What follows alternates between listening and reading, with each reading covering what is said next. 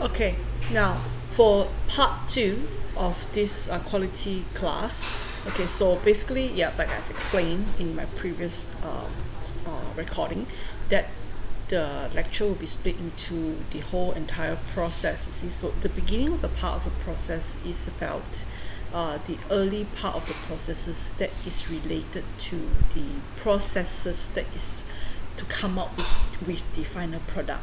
So we cannot dependent on the final product now to actually say that the work is a good quality work or not. Your project is actually end up meeting the requirement of the project or not. You see, so this is the issues that we have to take care of. You see, like I said, in the old days, people tend to use the old style manufacturing. Manufacturing has already moved on, but we in engineering, civil engineering, are still pretty much the same good old stories.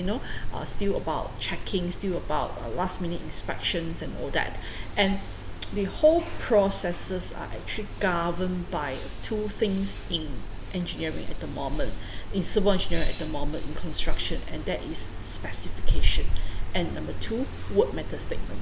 So these two are the two governing documents, and that is something that is not really doing very well.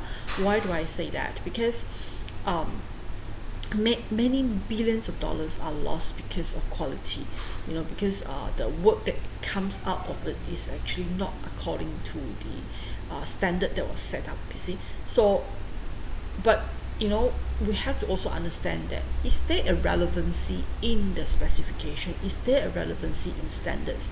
Work method statement is more tailor made to the project, but specification and standards, they are very they are like and one size fit all t-shirt kind of thing, that is supposed to put into every project, and then when the project could not fulfill that particular specification, or they could not fulfill that particular standard, then it's considered as no standard, you see. So do you guys agree with that? You see, I mean, I think every engineering project to me is a very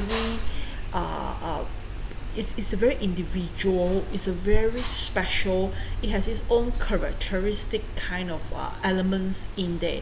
So we cannot really say that, because it doesn't fit certain quality, it doesn't fit certain mold, means that it is not right, you see. So it has to be very careful when we announce that work is not according to the quality. But obviously, there are a lot of people who are still very much dependent on specification and standards, and that create a lot of tension, that creates a lot of stresses for the project team, because some standards and some specifications are simply very outdated already, and they have not been revamped, and they have not been revised for many years. Like talk about JKR standards, honestly speaking, there are some JKRs in the more rural areas that are still using standards from 1960 something, and that is horrendous, you see. That is actually wrong, but unfortunately that is a fact, and then a lot of times the standards are written in such a way that it's so difficult to understand. When we talk about standard deviation, when we talk about means, medium, mode, and we talk to your site workmen, and you talk to your site supervisors, your clerk of work who has a diploma in engineering, they can be very lost, when it comes to standards. So at the end of the day, they don't follow, you see. They just do whatever they like, they just do whatever they want, and just forgo it, and it's only when the item comes out to be so obviously out of shape, or obviously not within the boundary of the standard, then people start to take note, you see. And that is precisely the reason why standards and specifications are not so useful, really. This is something that you really have to bear in mind. Don't talk about standards and specifications, they are there to be used as a design formation, but in terms of construction formation, they can be the foundation, but then you need to build up a process for it. You need to build up for your job, there must be a specific processes. A lot of standards are actually copied from, like I said, 1960s. There are a lot of standards that are copied from different specifications different standards that has been going around, copy and paste, copy and paste, copy and paste, over and over the same thing. In my career, I've seen the right pipe that is from UK, British standards are made in UK. How long already Malaysia make their own pipes, you see.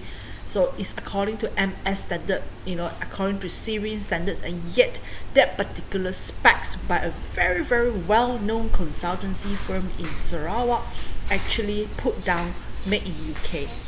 So the contractor who are actually in the job was obviously they assume that it is a mistake. Okay, so they quote a normal Malaysian makes pipe. And then when the project is ongoing, the guy in the specs, the engineer says that, you have to follow the specs, and you get people like that who are ridiculously following the specs because they don't write the specs, they just have to follow the specs, and you got this huge dispute going on, and like who is going to go and order pipe from UK, you see. So and now even pipe from UK, they are subjected to tax and all that, and then now we're making pipe, the China make pipe for us, we make pipe for other parts of the world. We don't import pipes from China, we don't import pipe from UK anymore. It's just impossible, you see. So it's also, there's a lot of tariffs, there's a lot of taxes involved and all that. So it was a huge argument. So if even before the project is ongoing, you will already have a quality issues that we can't even resolve, you see. So this is something that I need you to take note of. Don't talk about specification, don't talk about standards unless you write them yourself. Okay, if you don't write standards and specification yourself, and you've been copying standards and specification everywhere from different places, then you have to treat it with a pinch of salt. You have to look at it and say, is this right for my project? Okay, so these are something that I need you to take note. So again, I emphasize, standards and specification is something that is so much a part of our life as an engineer, and that really defines the final product, you see. And now in the engineering world, we do not like that anymore. I do not like that anymore, because you really, like I said, the problem that I've mentioned, there are some standards that's very out of date and people follow them, and then the other party could not use it. And so in the contracting parties, there's two parties here. One say you must use, one says we cannot use, then there is an issue. And then standards and specification sometimes is so outdated, people who use it, they become so lazy that they don't use it even, and that could be an issue also, because you don't refer to anything.